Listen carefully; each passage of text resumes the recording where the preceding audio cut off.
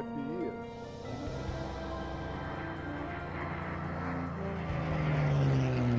Now up, up, up.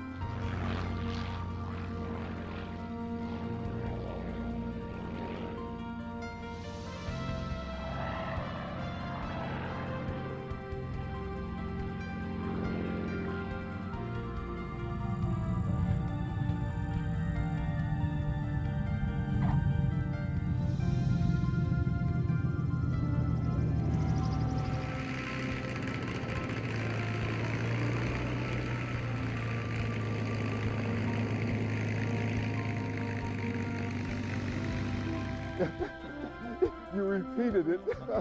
Oh, that was great. Oh, good. Oh, good. Wow, a few little tweaks here. We'll get it set up. If I could, I'm going to get you in the cockpit here. I'll get you to sign. Okay. Well, thank you, Oh, Lee. thank you. Kermit, this is something. All right, somebody give me a glass. Never mind. To the airplane. A toast to Kermit. If we all get tickets to heaven and you don't get one too, we'll give our tickets to someone else and go to hell with you. Wow, thank you. Cheers. I'll drink to that. As long as they've got P-51 Mustangs, I'm happy. That'll do it.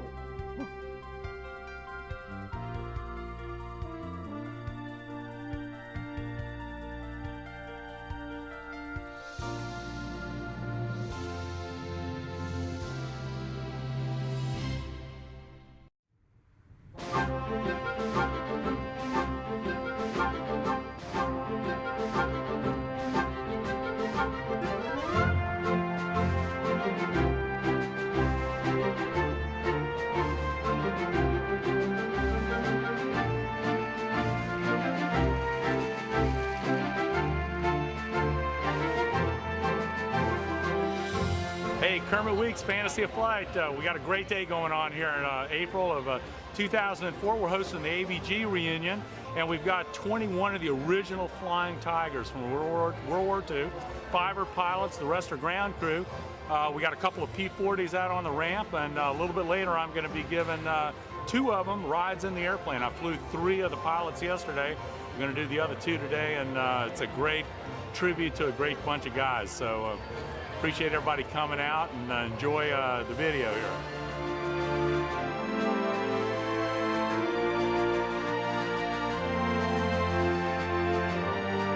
It's very neat deal to be able to introduce these gentlemen.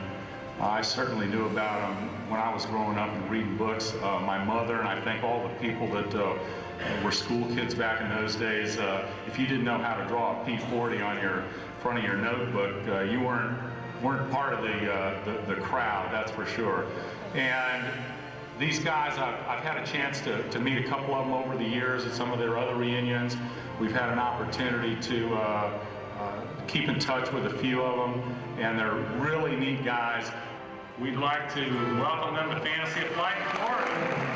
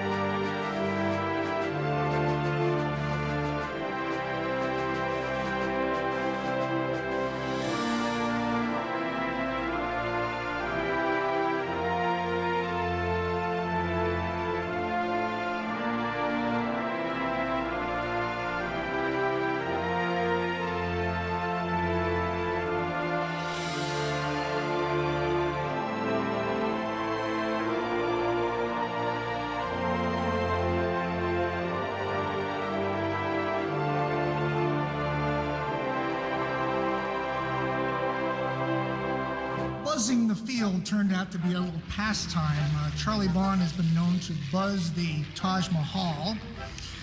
At one point, in a raid. The Japanese caught them by surprise.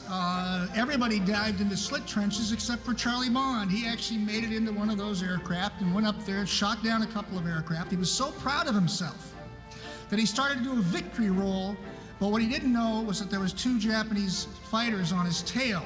And Doc Rich, who was on the ground, saw this, and if you can believe this, ladies and gentlemen, I'm not making this up. Doc Rich grabs this .45 and he's running out in the field shooting at those Japanese aircraft. But that was the second time Charlie got shot down. Unfortunately, he survived. I was just coming down, opening fire on one I spotted when I got hit with something big because the engine quit.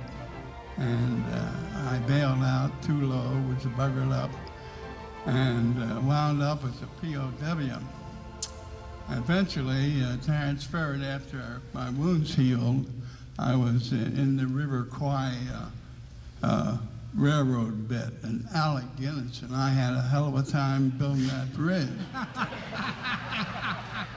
When the war began for us at Pearl Harbor, the Army Air Corps scrambled to try and take on this onslaught of the Japanese, and the only effective fighting force at the time were the Flying Tigers.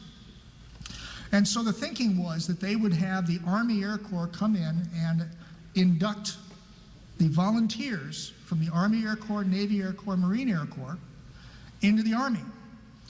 And in the interviews that I did, there was a general sense of, yeah, you know, I'd be willing to do that. I need some time off. I need to rest a little bit. I mean, they've been fighting day and night. And the Army Air Corps sent a guy who perhaps was the worst possible choice, or maybe they did it deliberately. We'll never know. His name was Clayton Bissell. And Bissell was brought to Kunming, and they gathered the Flying Tigers together, and as Joe Rosberg talks about it, you got a bunch of guys with beards, and they got .45s hanging from there, and they just got off the flight line, and their lack of sleep and all that. And this guy gets up there and says, you know, you're pretty famous in the United States, but that's just press. You know, what you've really accomplished out here isn't all that much. And we want you to join the Army Air Corps, and if you don't join the Army Air Corps, when you arrive back in the States, you're going to be drafted as privates in the infantry. Well, this is no way to talk to a group of people who have risked their lives and knew what battle was. In fact, this guy had the audacity to say that they should join because there's a war going on. Well, I think these guys knew there was a war going on. The Chinese refuelers, that when the P-40 would come up, the Chinese would come up and they would refuel the aircraft, and they didn't speak English. And so some of the ground crew decided to teach them a saying. And anytime an airplane lands and dignitaries come off, what you need to do is say these words because it's a show of respect. And so, as the legend has it, Clayton Bissell, this general who insulted the Flying Tigers, got off the airplane, walked off the little plank thing there, and all these Chinese refuelers all were bowing, going, "Piss on Bissell! Piss on Bissell!"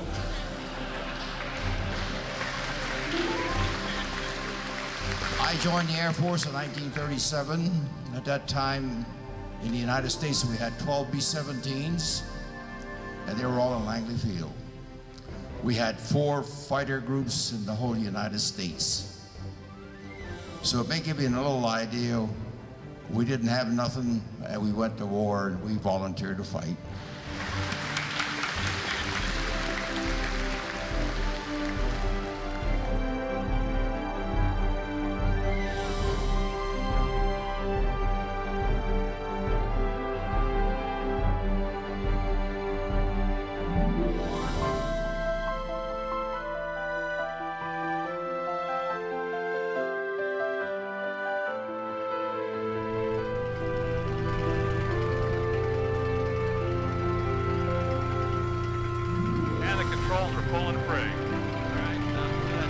Okay, I'll go ahead and get everything up. I'll take us up to about 1,500 feet and get it all trimmed out for you, and then we can go from there. Okay, here we go.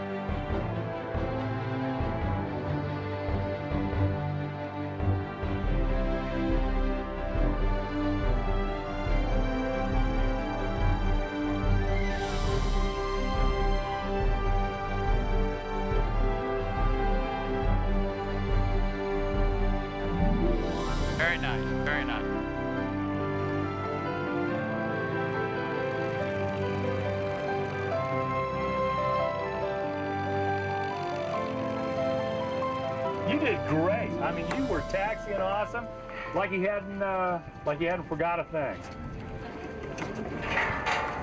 Well, I haven't kept up with my flying, so I haven't flown for about 10 years. Really? And when was the last time you flew P-40? July 28, 1942. Unbelievable. So what's it feel like to have been back up in one? Just like yesterday. Just like yesterday.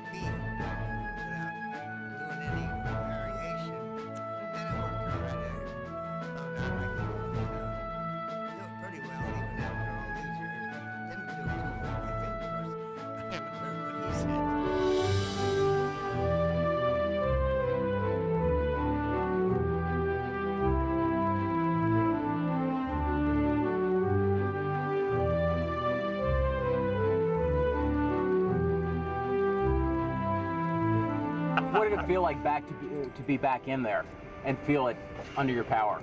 Very good. Just a little bit. I was having a hard time taxiing, but normally I used to keep the window open and look out the sides. Yeah. When I was flying.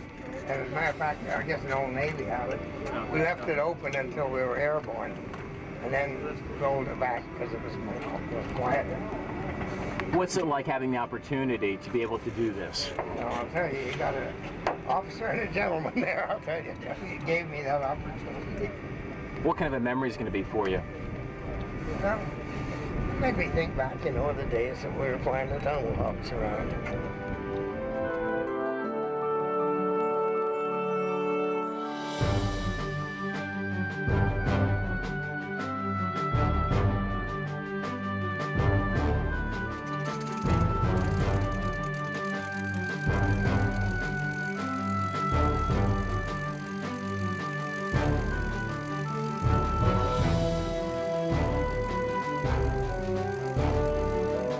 Okay, you go ahead and taxi it, and it's got a steerable tail wheel. If you push with your feet, it'll actually steer. You don't need to touch the stick or anything. There you go. Now, and you got to lead with it. So now right rudder. That's it.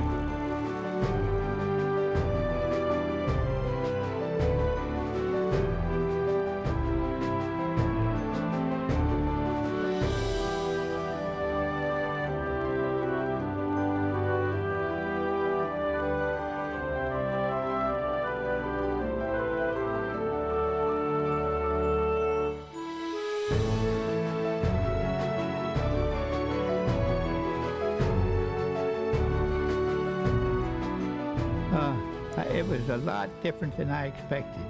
As a matter of fact, I'm tickled to death that they did this. It reminded me when I learned to fly for the first airplane, rough on control.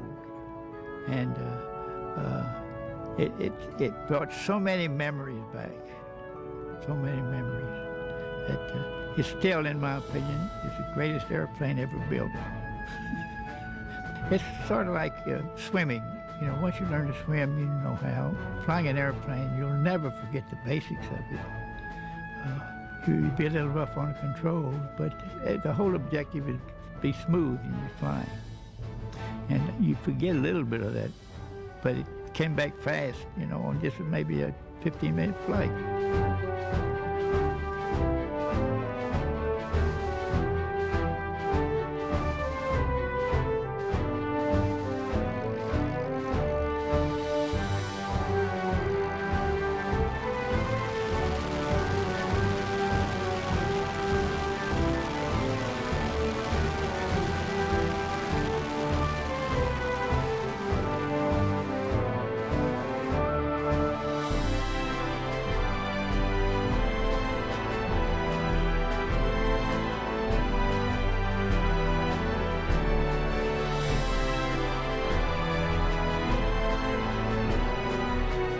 What a thrill that was to have that ride. I didn't think I'd ever get a chance again. It was really a highlight for me, to tell you the truth. I had a little bit of problem keeping a correct altitude. I mean, you kind of lose the touch. It's very easy to be climbing too much or losing too much altitude, but after a little while, it began to feel real good.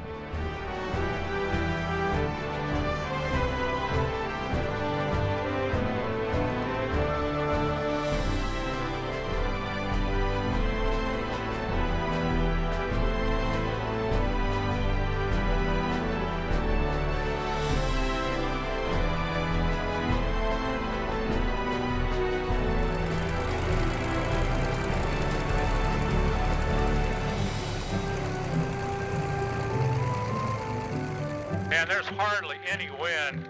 I think I'm going to take off this way. Okay.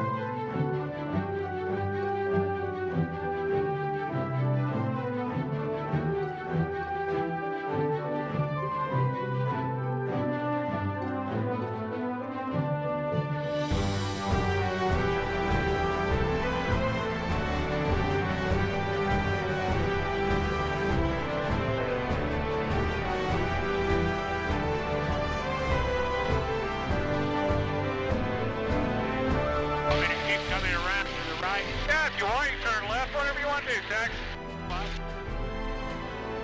Just get the feel of it. Yeah.